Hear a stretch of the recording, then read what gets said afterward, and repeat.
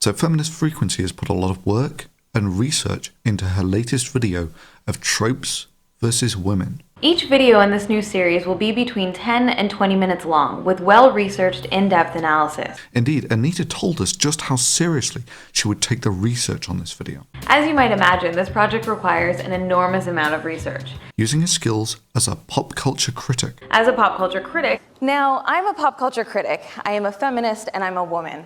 To make sure that this was very well researched. This is an incredibly ambitious project because of the scope and scale of the research and production involved. Well, let's just see how well researched this video actually was, shall we? So, without further ado, let's jump right into the damsel in distress. For instance, she describes Double Dragon Neon like this. Most recently, Double Dragon Neon in 2012 reintroduced new gamers to this regressive crap yet again, this time in full HD. Without mentioning that the game Double Dragon Neon ends like this. One day to antagonize you, Billy and Jimmy! Oh, right in the balls. Which I kid you not, she then goes on to describe like this. The pattern of presenting women as fundamentally weak, ineffective, or ultimately incapable has larger ramifications beyond the characters themselves, and Yeah, that's right. The game that ends with Marion breaking a 20-foot-tall, super space-lit man in half like a toothpick by punching him in the balls is apparently... the pattern of presenting women as fundamentally weak, ineffective, or ultimately incapable has larger ramifications beyond...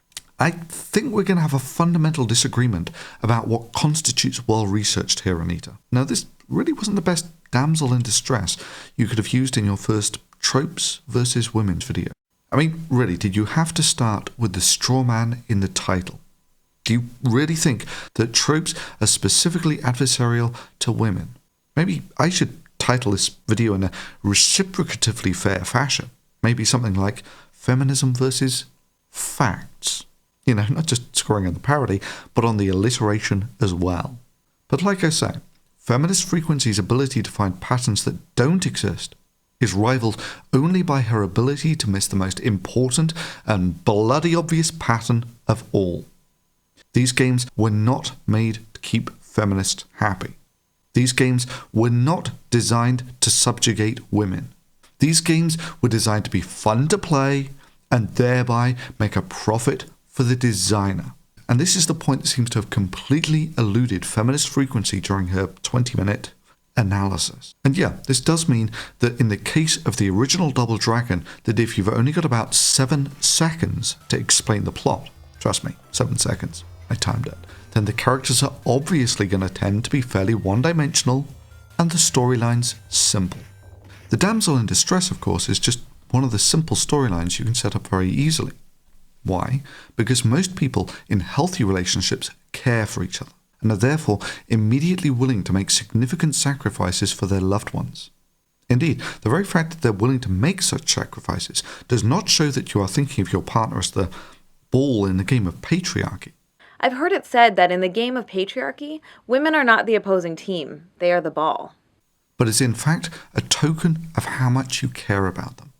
I mean, let me just give you a couple of scenarios here, Anita. Billy's girlfriend gets punched in the stomach and abducted by a gang of thugs.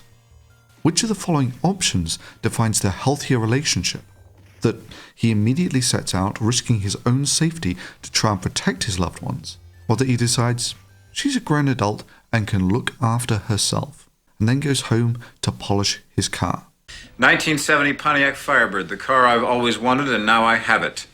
I rule! Personally, Anita, I think that most women would regard the latter as a relationship-ending lack of commitment. But Anita's take on an abducted loved one is a little different. One way to think about damsel characters is via what's called the subject-object dichotomy. In the simplest terms, subjects act, and objects are acted upon.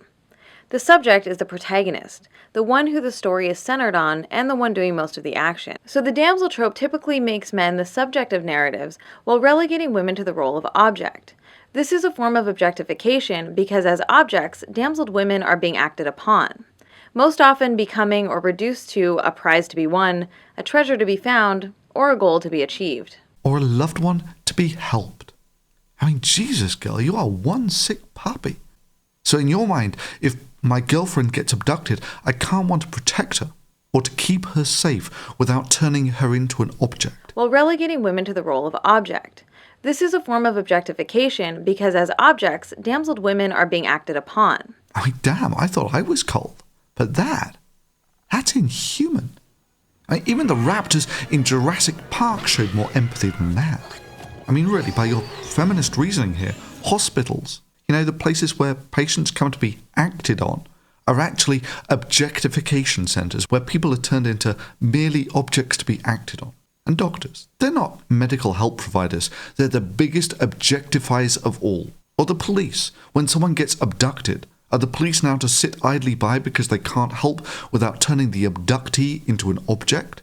Yeah, it's something they learned in Anita Sarkeesian's feminism class. And this is the well-researched feminism that you weren't taught in schools. Including 7 new bonus videos and a classroom curriculum. Yes, it really is this simple. It's a sign that someone cares, that they are willing to make these sacrifices. Captain, the Shuttle 37 is my wife on board. Yes, sir, she is. I need you to go now. Do you hear me? We're waiting on you, sir. No, just go. Take off immediately. That's an order. Yes, sir. Bart, the shuttle's leaving. Where are you? Sweetheart, listen to me. I'm not gonna be there. No. This is the only way you'll survive. Please stay on the ship. You have to be here. The shuttles will never make it if I don't fight them off. Sure.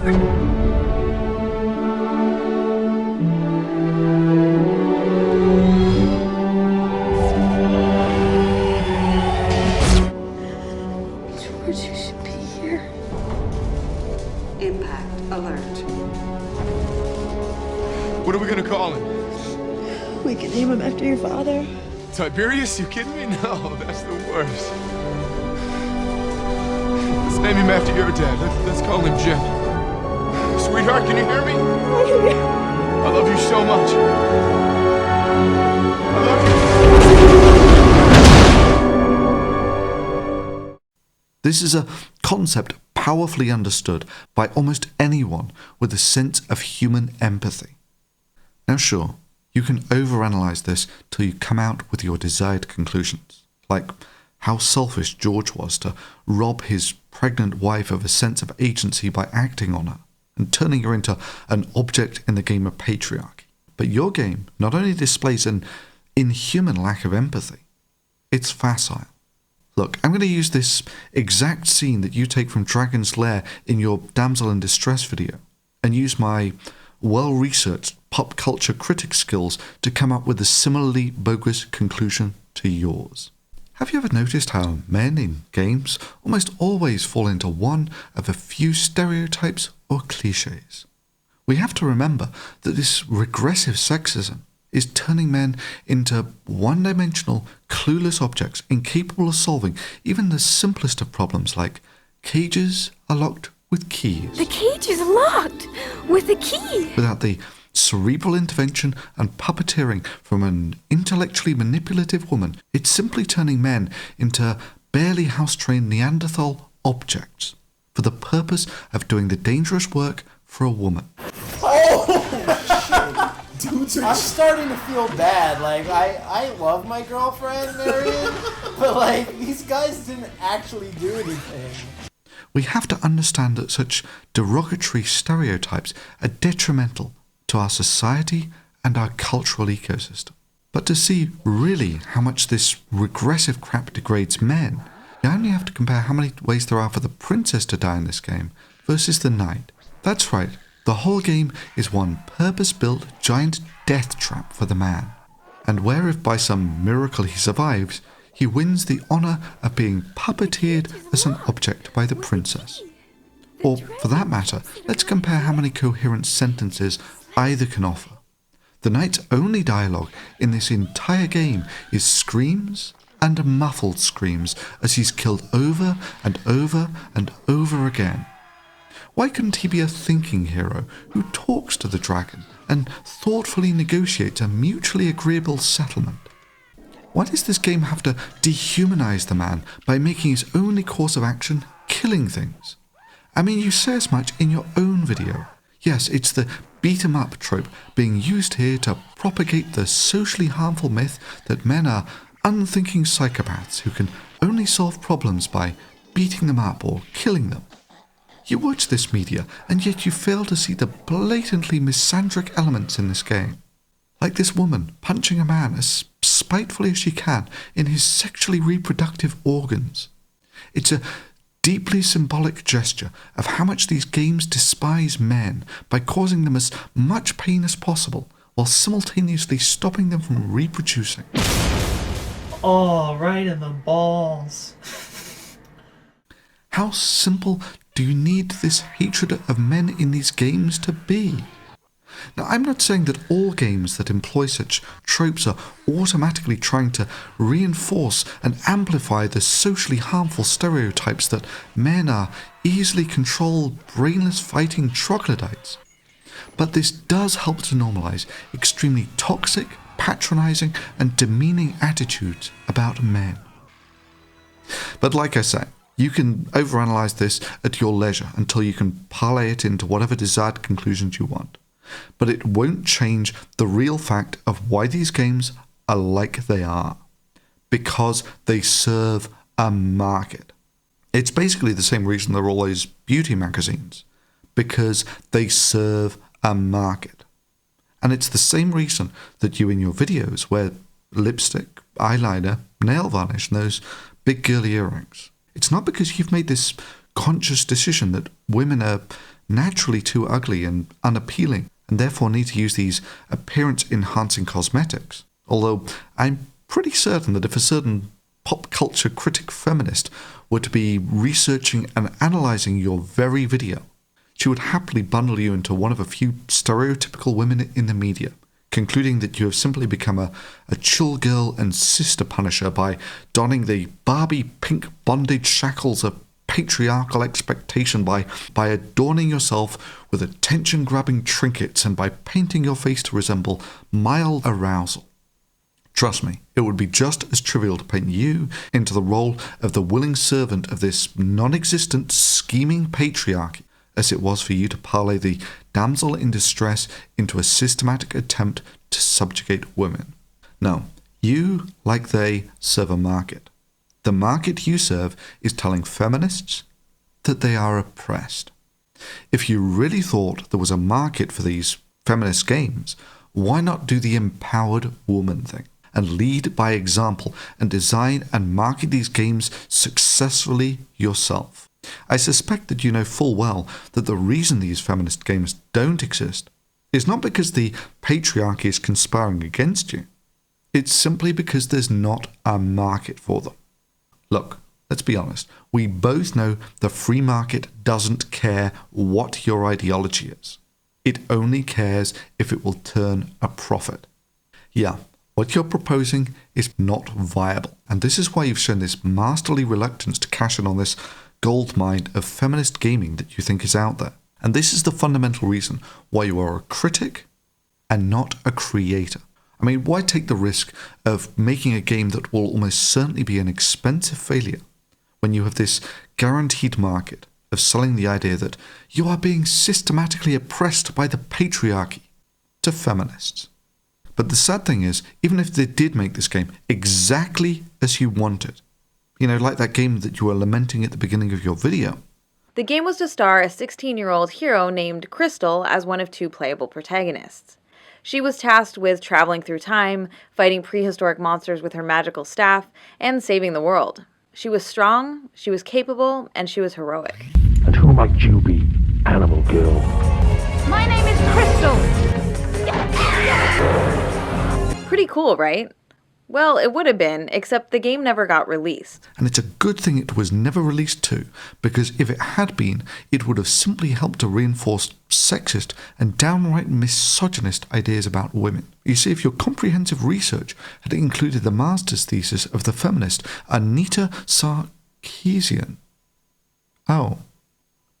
Well, if your research had actually included your own master's thesis titled I'll Make a Man Out of You, Strong Women in Sci-Fi and Fantasy, you would have realized that...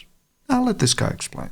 She argues that strong, empowered female characters still aren't feminist because they're only pretending to be men. According to her, any women in a TV show who shows strong leadership is only doing so in a charade of strictly masculine traits. The second diagram illustrates what she wants TV to give her, once again at odds with herself. Notably, she proposes significantly fewer positive feminine traits than positive male traits, with women hilariously unable to show confidence or self-control. Not only that, but in your feminist world, strong is only a favorable attribute for the masculine.